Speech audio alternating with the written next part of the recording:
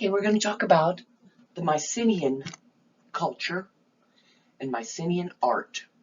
The Mycenaeans came from mainland Greece, and once Minoa sort of fell apart after a gigantic volcanic eruption and then followed a tsunami that devastated the island, economically they sort of fell apart. The Mycenaeans were great craftsmen, especially in metalworking. They were traders, but they were also a very militaristic society. Hence, most of their cities and towns have this very strong, fortified, thick walls around them. And they needed to be militaristic because they were besieged often by tribes from the north. Matter of fact, this is an aerial view of Tiryns in Greece. This city was burned down at least twice that we know of from invaders and then rebuilt again.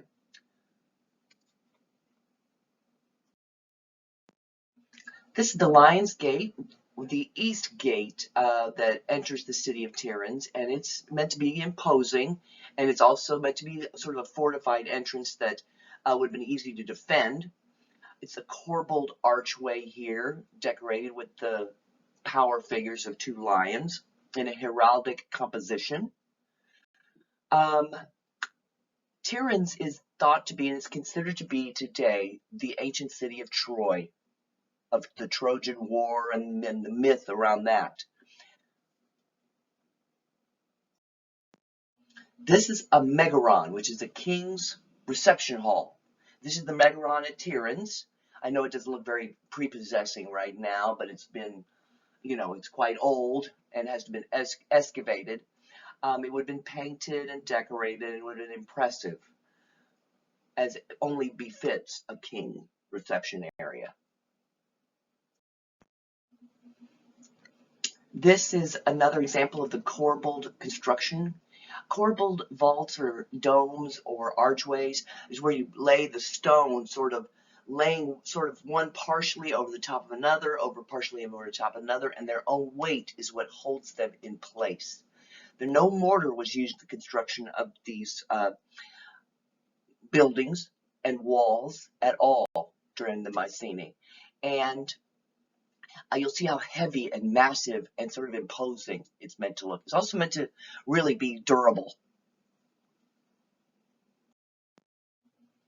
This is called the, quote, treasury of Atreus, unquote, by the man who first started the excavations at Tiryns, Schliemann.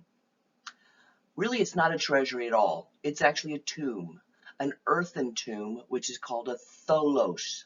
A tholos is an earthen tomb.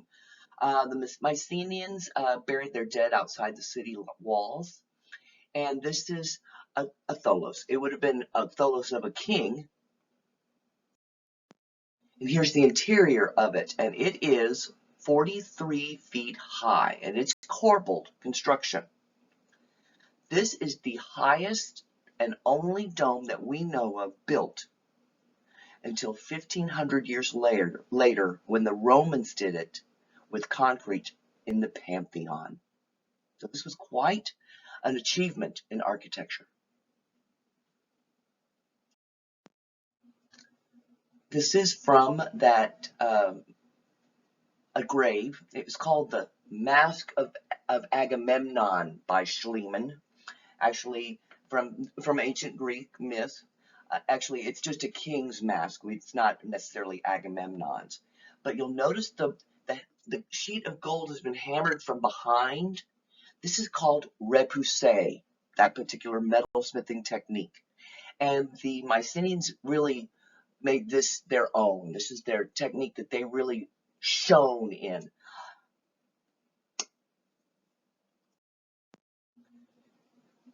Schliemann was controversial. He excavated Tiryns, but he used some rather awful methods to do it.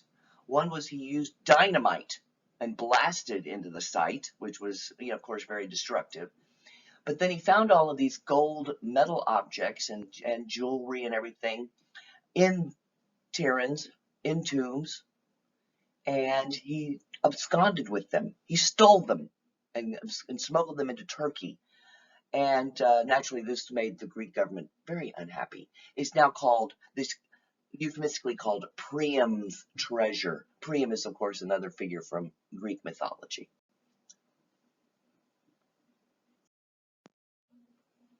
More examples of the metalsmithing skills of the Mycenaeans.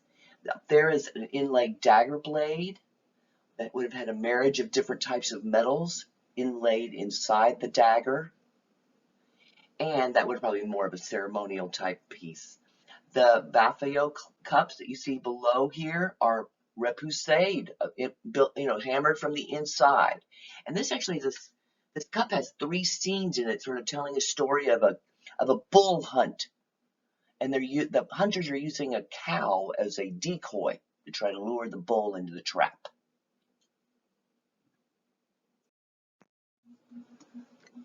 The Mycenaeans, of course, produced pottery, and this is a sample of their decoration.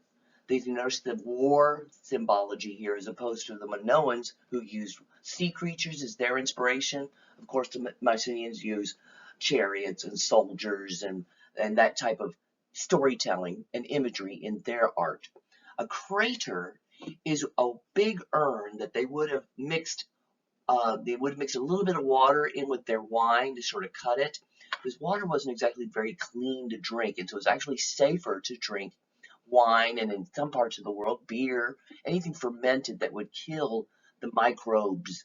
But instead of getting, completely intoxicated all the time, they would cut it slightly with some water.